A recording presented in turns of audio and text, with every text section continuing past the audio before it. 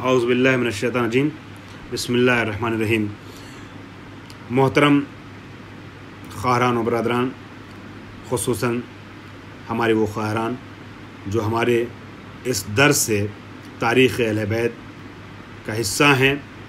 میں آپ سب کی سلامتی کے لیے اپنے رب سے دعا کرتا ہوں اور آپ کی کامیابی اور موفقیت کے لیے پروردگار عالم کی بارگاہ میں دست بدعا ہوں۔ امید کرتا ہوں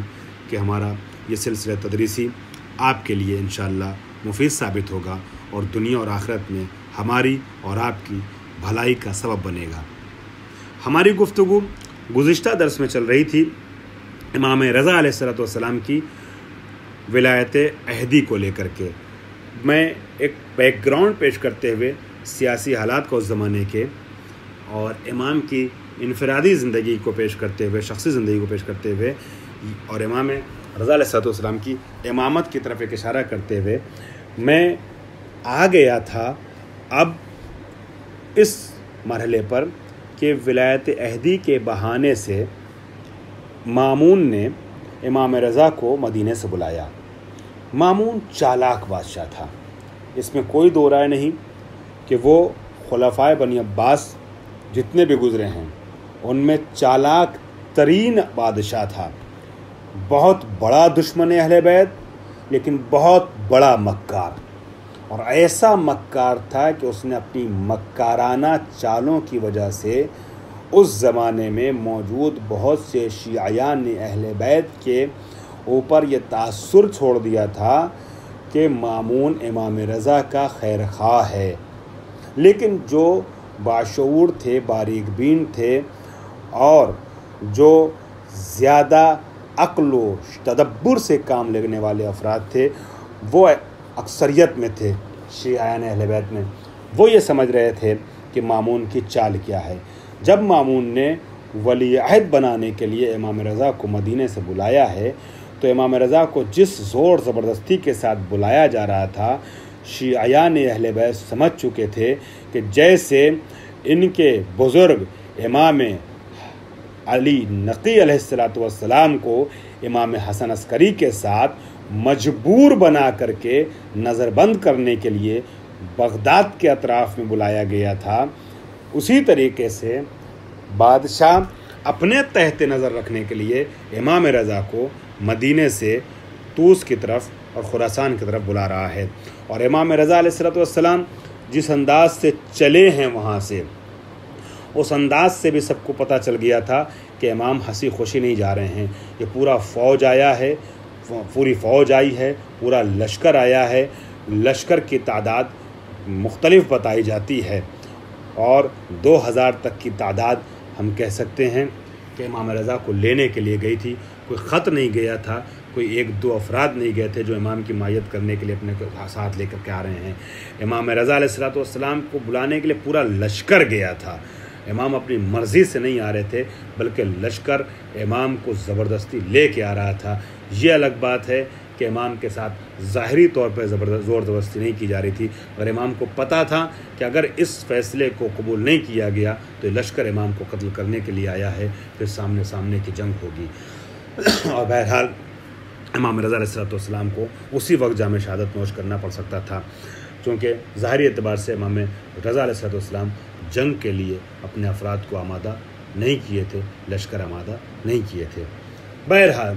تو یہ جو لشکر گیا تھا رجاء ابن الضحاک وغیرہ کی یا عیسیٰ جلودی وغیرہ کی سربراہی میں،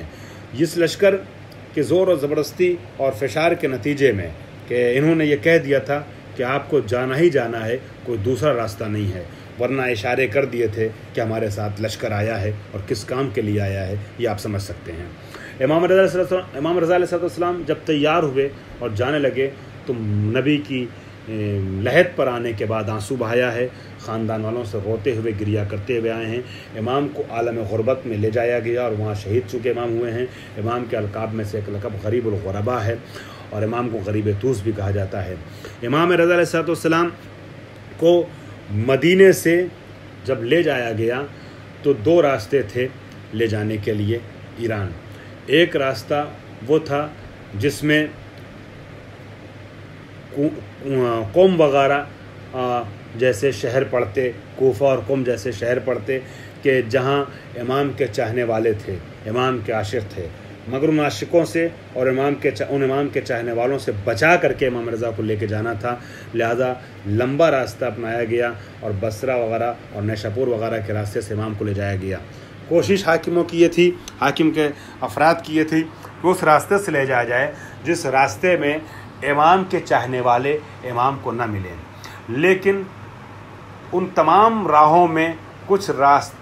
جگہیں ایسی ہو جاتی تھیں، مل جاتی تھیں جہاں امام کے چاہنے والوں کی بھیڑ امڑ پڑتی تھی امام کے دیدار کے لیے، زیارت کے لیے۔ اس میں سے اہم ترین جگہ نیشاپور ہے، نیشاپور کہ جہاں امام کی قدم گاہ آج بھی موجود ہے اور جہاں بی بی شتیتہ کا روضہ ہے، شہزادہ امام زادہ محروق وہاں دفن ہیں، اور بہت سی جگہ جو جانے والے گئے ہیں وہ جانتے ہیں۔ امام رضا کے حرم سے، مشہد سے 100-125 کلومیٹر کے فاصلے پر نیشاپور شہر موجود ہے۔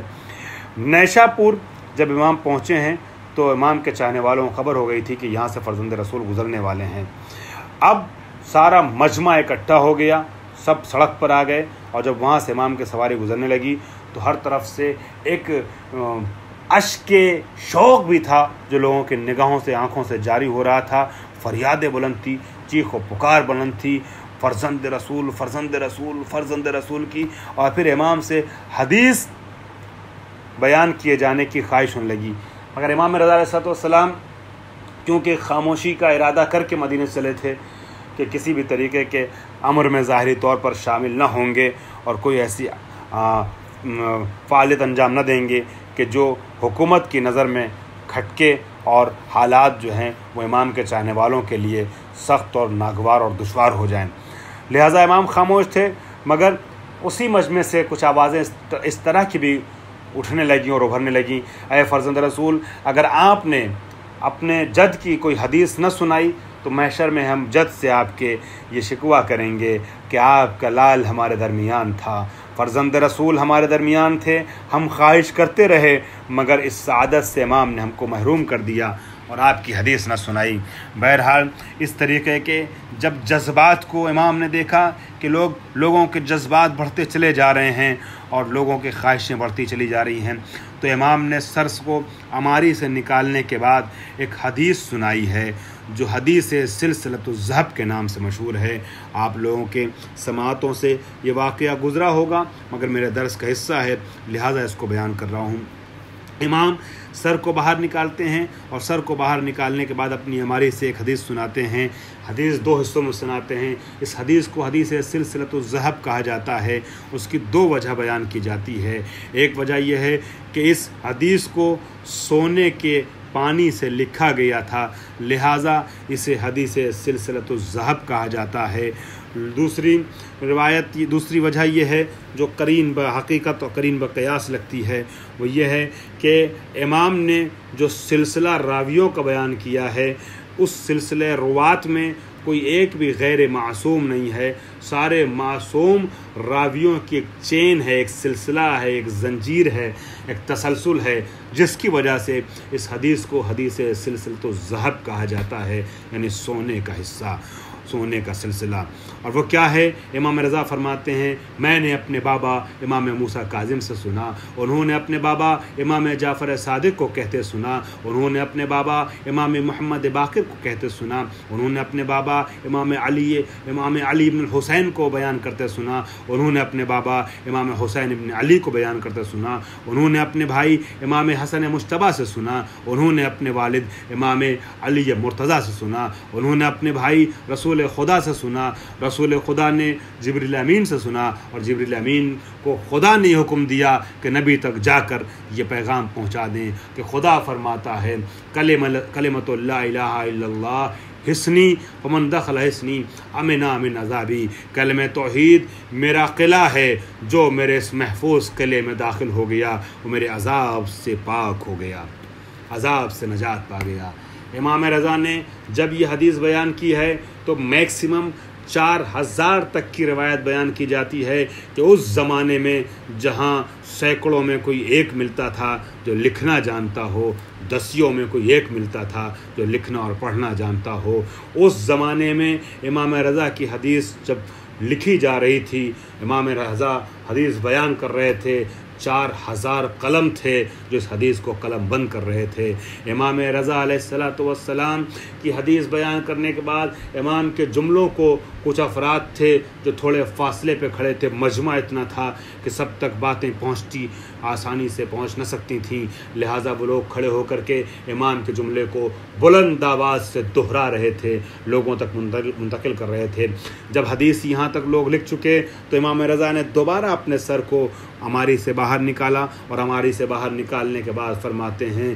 لیکن بشرطها وشروطها وانا من شروطها، یقیناً کلمہ توحید اللہ کا مضبوط قلعہ ہے، جو اس میں داخل ہو جاتا ہے وہ نجات پا جاتا ہے، لیکن اس کی کچھ شرطیں ہیں، کچھ شرائط ہیں، اور میں علی رضا ان شرائط میں سے ہوں، آل محمد ان شرائط میں سے ہیں۔ وہ یہ بتانا چاہ رہے تھے بغیر محبت آل محمد کے، بغیر عشق آل رسول کے کلمہ توحید فائدہ نہیں پہنچانے والا، نجات دلانے والا نہیں ہے، عذاب سے بچانے والا نہیں ہے۔ یہ کلمہ، یہ حدیث امام رضا علیہ السلام نے بیان فرمائی، جسے حدیث سلسلۃ الذہب کہا جاتا ہے، اور امام رضا علیہ السلام کی سواری رفتہ رفتہ داخل شہر ہونے لگی، مامون کے شہر سے اور مامون کے محل سے نزدیک ہونے لگی۔ مختلف مراحل سے گزرتے ہوئے امام وہاں پہنچتے ہیں۔ ماموم امام کا ظاہری طور پہ استقبال کرتا ہے اور اہتمام کرتا ہے۔ امام رضا علیہ السلام کے سفر کا ایک پورا سلسلہ ہے کہ کب مدینے سے چلے ہیں، کب کہاں پہنچے ہیں، کب کہاں پہنچے ہیں، یہ ساری تفصیل آپ انشاءاللہ کتاب مراجعہ کر لیجیے گا۔ میں خلاصتاً یہ عرض کر رہا ہوں کہ جمادی الثانیہ کے مہینے میں امام رضا پہنچ جاتے ہیں سرزمین طوس، مرو پہنچ جاتے ہیں، مرکز حکومت پہنچ جاتے ہیں، اور اس کے بعد پھر رمضان المبارک کا مہینہ آتا ہے 7 رمضان کو، یعنی تقریباً جمادی الاول، جمادی الثانی، رجب، شعبان، رمضان، تقریباً 4-5 مہینہ گزرنے کے بعد مامون کی طرف سے امام رضا علیہ السلام کو باقاعدہ ولایت عہدی کی پیشکش کی جاتی ہے، اور آپ کی ولایت عہدی کا اعلان کیا جاتا ہے۔ اس کے باوجود کہ ولایت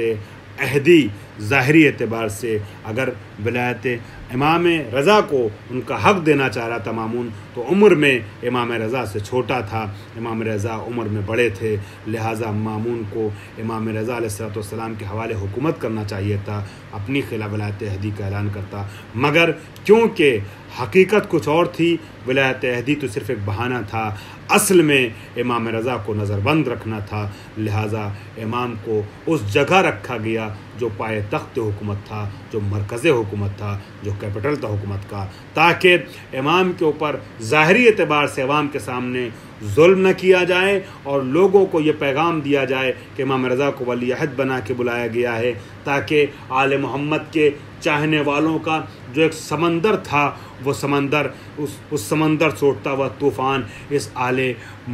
اس بنی عباس کے حکومت کو بہا نہ لے جائے، مگر حقیقت میں امام رضا کو نظر بند کیا گیا تھا۔ امام رضا کی ایک ایکٹیویٹی پہ نظر تھی، کوئی آتا تھا تو اس کا نام لکھا جاتا تھا، کون ملنے آ رہا ہے، کوئی جا رہا ہے تو کب واپس جا رہا ہے، یہ درج کیا جاتا تھا۔ سب کو امام سے ملنے کی اجازت نہ تھی۔ 3 سال امام رضا نے سن 200 ہجری سے لے کے سن 203 ہجری تک جو وہاں گزارے ہیں، وہ امام نے نظر بندی کے دور سے گزارے ہیں، اپنے گھر والوں سے، اپنی فیملی سے دور رہ کر کے گزارا ہے، اور نفسیاتی مصیبتوں کا سامنا کرتے ہوئے گزارا ہے۔ انشاءاللہ پھر وہاں کے کچھ حالات، امام رضا کی زندگی اور امام رضا کی تاریخ کچھ آئندہ دروس میں انشاءاللہ بیان کی جائے گی۔ وآخر دعوانا ان الحمدللہ رب العالمین۔